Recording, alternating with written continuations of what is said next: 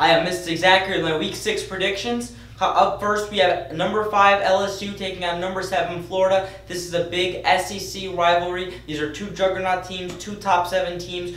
The LSU is led by quarterback Joe Burrow. He has been on fire. He's a Heisman candidate, and he has led LSU to have the number 1 scoring FBS offense. This is a team that is rolling. They're undefeated and taking on Florida, who has really been a defensive specialist team. If you watch them, they are on their backup quarterback, and their offense is pretty good, but really nowhere near LSU's caliber, in my opinion. I think LSU is a tier or two above Florida as of this year. This game is also taking place at the Death Valley, which I do not think bodes well for Florida. LSU is traditionally a great home team. It's very tough to play in that heat, especially at night. Everyone's going to be watching. It's a primetime game. It's a game I'm excited for, but I'm taking LSU to roll.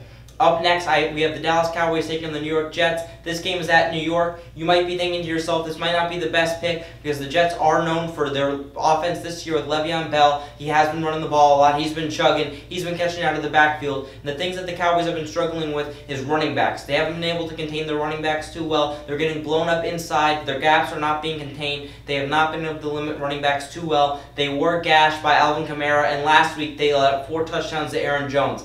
This will be a different matchup, though, because the Saints and the Packers both have elite offensive lines. The New York Jets do not. I do not think they will get the required push up front to get Le'Veon Bell going. I think this might be an ugly game for the Jets on offense. I think it will be sluggish. Quarterback Sam Darnold is returning from mono, which is a pretty scary thing. I don't know how necessarily how much of the offense he's going to be able to run. I think they're going to want to be secure. I don't think they're going to want him to get hit too much. I think it's going to be a lot of quick passes, a lot of runs with Le'Veon Bell, and I do not think that bodes well for them. I think the Cowboys will be able to get the passing game going. The Jets secondary is really weak, in my opinion. They're really suspect at a cornerback. They have good safeties, but at cornerback, man-to-man, I do not think they're going to be able to handle Amari Cooper. Amari Cooper has been dominating. He is second in the league in receiving yards, and number 2 receiver Michael Gallup is leading the NFL in yards per game.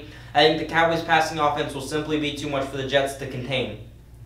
Up next, we have the Baltimore Ravens taking on the Cincinnati Bengals. This is a divisional rival. This is a game that has provided a lot of really good matchups from the past years. This game will be at Baltimore, and I think they will take it. I think the biggest advantage they have over Cincinnati is coaching. I think Baltimore's elite coaching with Coach Jim Harbaugh. I think he's an elite coach, and I think Cincinnati coach Zach Taylor really has a lot to prove himself. His play calling has been pretty conservative, pretty lackluster. They've been punting a lot. I think Jim Harbaugh is one of the most aggressive coaches in the NFL, and I think that will bode well for them. Oftentimes in football, the smarter coach wins, the better coach wins, and I think the Baltimore Ravens coach Jim Harbaugh is simply the smarter and better coach.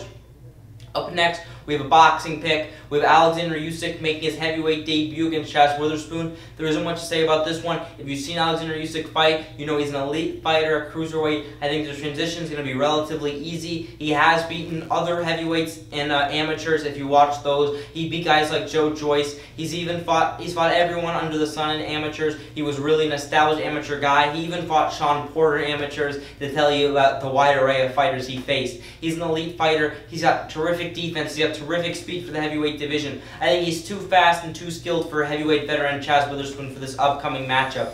I'm Mr. Exact, and this was my Week 6 prediction.